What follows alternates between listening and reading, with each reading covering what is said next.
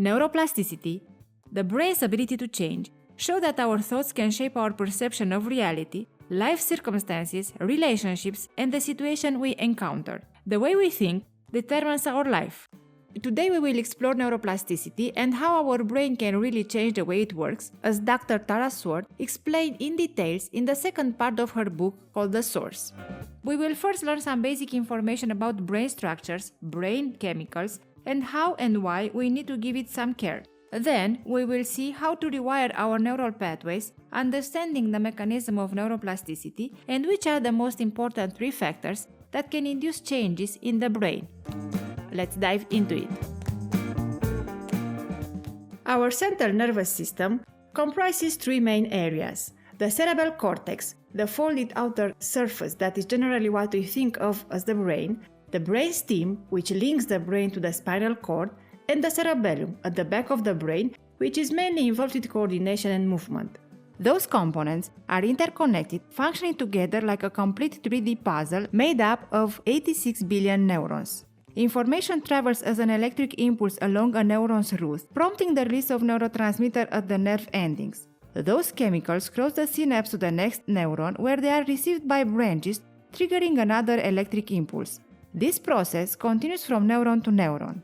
Signals in the brain occur simultaneously and in various configurations, even during sleep. While we sleep, we build pathways, form new connections, and grow new cells to process daily experiences and refine our responses.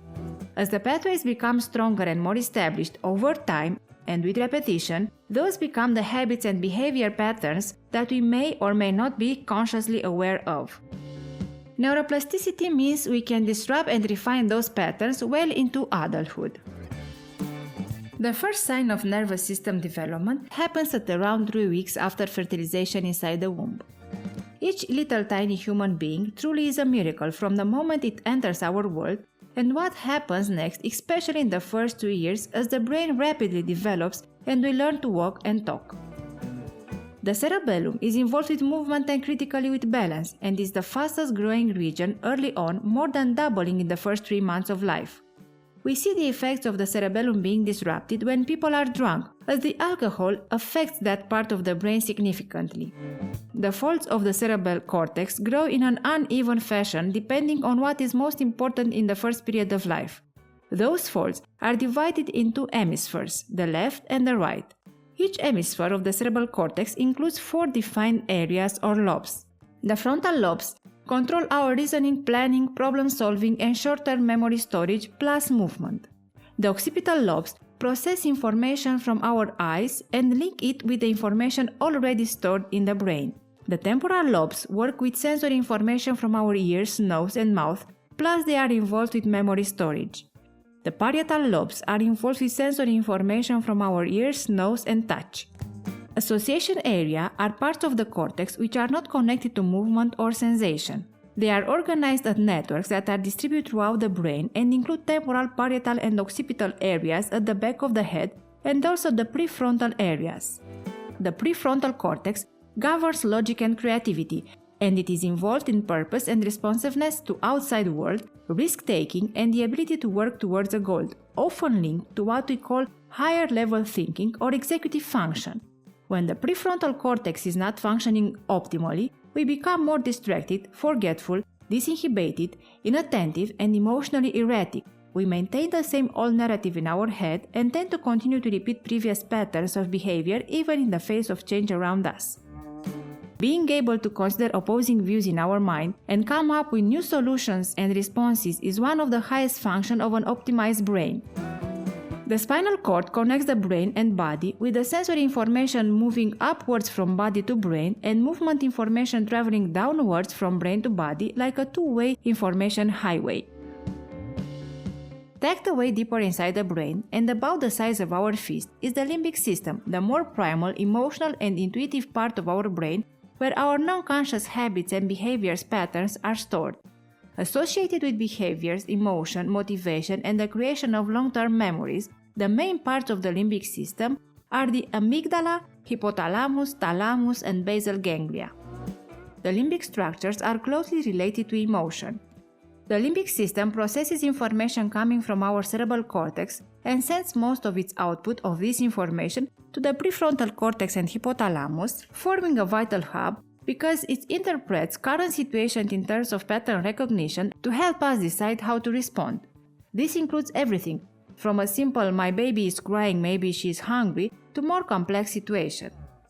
The amygdala are two bundles of cells which are the seat of our emotional reactions, most particularly the negative emotions of fear and anxiety, and they appear to have a role in attaching behavioral significance to and creating the response patterns to any trigger. Deep inside the brain, the hypothalamus receives input from the retina, hormonal levels, salt, water, balance in the blood, as well as body temperature. One of the most important functions is to link the nervous system to the hormonal system. Additionally, the hypothalamus influences the sleep-wake cycle, working alongside the pineal gland, which releases melatonin to regulate our body clock. Finally, in the limbic system, the basal ganglia are a network of cells in the brain that are key to our level of motivation and action. This is what ensures we keep going to the gym to get in shape or persevere with studying to put us in a better position on the career ladder. There are several types of neurotransmitters in the brain, but the most important neurotransmitters are those most closely related to our behavior. Dopamine is the chemical most commonly associated with pleasure and reward. It's part of that craving we get for chocolate or wine and the buzz of falling in love. But, unfortunately, it's also the highest of drug addiction and consumerism, overeating, and shopping beyond our means. Serotonin is known as the happy hormone, most commonly indicated in the balance of mood and anxiety. Oxytocin underlines the contractions of childbirth, breastfeeding, cuddling, love, trust, and bonding. We all heard of endorphins, neurotransmitters that are part of moments of high excitement. We feel the rush of endorphins as a reaction in moments of exercise, stress, fear, or pain, as the brain tries to calm us down and limit any perception of pain. Let's take a quick overview of how and why we need to give our brain some basic care. Sleeping less than 7-8 hours per night, that is optimal for most adults, is not sustainable for 98-99% of the humans.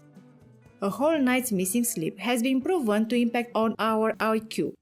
A well-rested brain will be able to make better decisions, respond more quickly to stimuli, and will have better memory recall than a brain that is low on sleep. Our brain comprises only 2% of our body weight, but uses up to 25-30% of what we eat, and it cannot store fuel for later. Research shows that being hungry impacts significantly on decision making.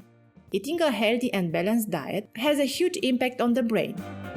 The brain is approximately 78% water, so it's easy to understand how brain function directly relates to hydration level. A 1-3% decrease in hydration levels can negatively impact our focus, attention, and memory. We should each be drinking half a liter of water a day for every 50 kg of our body weight. Exercise not only energizes our body and brain, it has also been found to improve neuroplasticity itself. Our physical environment plays a major part in maintaining our mood, perspective, and stress levels.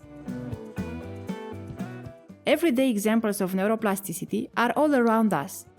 Try to remember what you had for lunch last Friday. As you focus on remembering, that's neuroplasticity. You've just straightened the connection for that particular memory simply by recalling it. This act of remembering strengthens neural connections in the hippocampus, illustrating how thoughts and memories reinforce brain pathways. The more you rely on memory, and the more intense the emotion associated with that memory, the stronger the connection becomes. This is a result of repetition as well as the intensity of the emotion, making it either a fond memory that easily flows to the front of the mind, or a dreaded memory that you want to forget but keep reinforcing by mulling over it. This process is encapsulated in the phrase "neurons that fire together wire together." Neuroplasticity involves three key processes: learning, perfecting, and retraining. Learning. This process involves strengthening synaptic connections by increasing the number of synapses, which enhances the links between existing neurons. This learning is your B+ grade skill. An area you know you have potential in and could be good at if you had enough time to put in the effort required. This could be taking up Spanish, which you haven't used much since you are at school. In learning mode, you would never be as fluent as a native speaker, but would be able to hold your own in a conversation and travel well with it. There are two types of neuroplasticity-related modifications in the brain in the learning process: changes in neuron structures and increased neuronal connections. The process of perfecting a skill is linked to myelination, where neurons are coated in myelin, a fatty insulated layer that enhances signal transmission. This increases the efficiency of neural pathways, making it easier to excel at a task even after a long period without practice. This is your A-grade skill. You may have a good ear for music and have played the piano and guitar over many years. You then decide to perfect your guitar skills by joining a band and performing regularly. It seems to come to you easily, and the more you play, the more your brain adapts. Retraining. The third process of neuroplasticity, called also neurogenesis, involves the growth of new mature neurons from embryonic nerve cells. It occurs more frequently in babies and young children than in adults. This process allows for the formation of new neural pathways, enabling the development of new skills that a person does not already possess or have a natural aptitude for. This is hard work needed to be followed by learning and possible perfecting. Creating new neural pathways is hard work. It will feel counterintuitive at first, and is something you need to keep committing and recommitting to. You will slip up, of course, falling back into old ways of thinking and reverting to your habitual pathways. This explains why, in the process of learning a new skill, whether it's playing a musical instrument or learning a new language, you may experience a frustrating sense of feeling you've got it one week, then find yourself back to square on the next. The repeated effort that then becomes natural behavior is how we develop and sustain habits. Those are represented by strong pathways in the brain that are thicker, more connected than the next best pathway for that behavior. Brain scans shows that all sorts of activities can induce changes in the brain, but three factors in particular have the most impact: novelty, aerobic exercises, and emotional stimulation. Novel experiences such as travel or learning new skills can stimulate neuron growth. Aerobic exercise has been found to increase oxygen-rich blood flow to the brain and releases of endorphins that allows the growth of new neurons. Emotional stimulation. The more you experience something and the more intense the emotion associated with it, the more powerful is the effect on the brain. We've reached the end of the video, and by now we understand that the central nervous system consists of three main areas, each with a distinct role.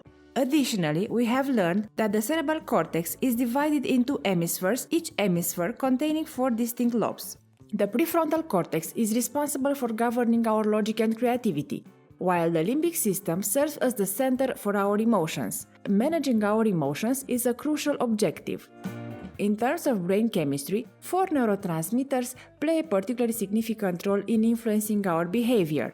Naturally, we also need to provide our brain with essential basic care. If you are curious about how to rewire our natural pathways, keep in mind that neurons that fire together wire together. The mechanism of neuroplasticity include learning, perfecting, and retraining, and the 3 most important elements that can induce changes in our brain are novelty, aerobic exercise, and emotional stimulation. Thank you for watching, and stay tuned for the next video.